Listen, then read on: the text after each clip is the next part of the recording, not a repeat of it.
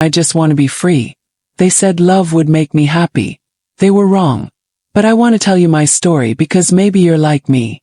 Maybe you're ready to feel free too. I grew up in a small town in Northern Ireland. My name is Mia. I was the quiet one. The girl who always followed the rules. The girl behind the window, drawing pictures while other kids played. My parents believed in silence. They didn't believe in fun. They told me, no games, no friends, no noise. They thought love meant control. And I believed them. When I started school, I didn't know how to talk to people. I stood alone in the corner while others laughed.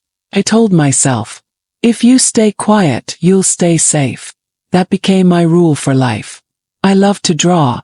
Animals, trees, stories that lived only in my head. But when I showed my mother, she said, that won't help you in the future. So I put away my pencils. And a little part of me disappeared. At 18, I moved to Dublin for college. For the first time, I tasted freedom. And then, I met Liam. He was charming, funny. He made everyone laugh, but he only looked at me. He told me, you're beautiful. No one had ever said that before. We spent hours talking. He said, you're different. You're mine. And I believed him. When he asked me to marry him, I didn't say yes right away.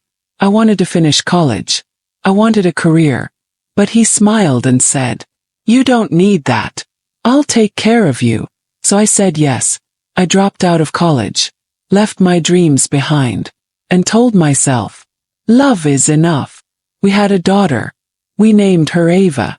She was soft and sweet and perfect. She smiled even when I cried. And yes, I cried. Because Liam began to change. He told me not to wear bright colors. He said my hair looked better long. He didn't like my old friends. And one day he said, you don't need anyone but me. Thought it was love. Until the first time he shouted. Until the first time he hit me. It wasn't a punch. It was a slap. But it felt like lightning across my face. Froze. My ears rang. And my heart cracked. He said, you made me do it. And I believed him. I ran to my parents. I told them everything. They looked at me with cold eyes and said, you're married now. Go back. So I did. And I told myself, it won't happen again. Did. More times than I can count. But I stayed. Because I had nowhere else to go. And because I was afraid. When Ava turned 3, I got pregnant again. This time a boy. We named him Owen. He had my nose and his sister's smile. He laughed in his sleep. But Liam didn't come to the hospital. When I brought Owen home, Liam looked at him and said, another mouth to feed. And then he said it without shame. I have someone else. She makes me feel alive. I wanted to scream, but I stayed silent. Then just like that he left. He joined the army. He walked out of the door without a hug. Without a goodbye. He said, you'll manage. And I did. But not because I was strong. 'Cause I had no choice. My father died soon after. My mother moved abroad. There was no one left. Just me, Eva, and baby Owen. We had no money, no car, no support. I was 24, sitting on the kitchen floor, holding 2 hungry children, thinking about giving up. And then, someone knocked. It was my neighbor, Ella. She was holding a tray of cookies and 2 cups of tea. She said, you look tired. Come sit. I wanted to say no. I didn't want to talk. But something in her voice felt warm. So I sat. I told her everything. And she listened. She didn't say, you're weak. She said, you're strong.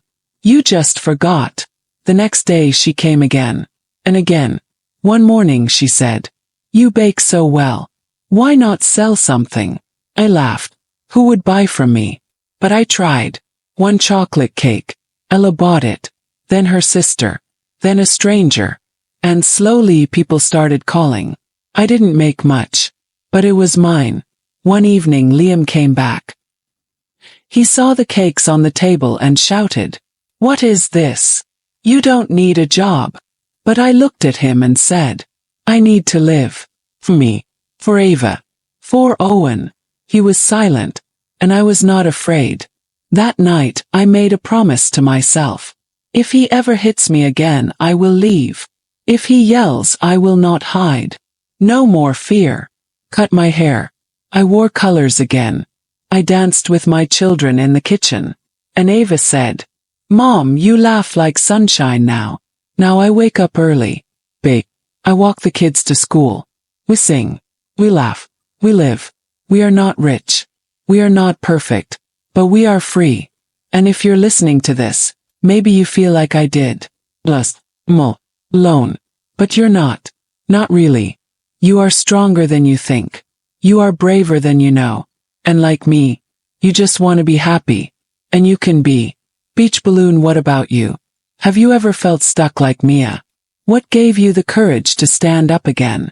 Backhand index pointing down, share your thoughts in the comments. Thumbs up, like the video if you believe in hope. Bell, subscribe to AV-Flourish for more emotional English stories. Outbox tray, send this to someone who needs a little light today.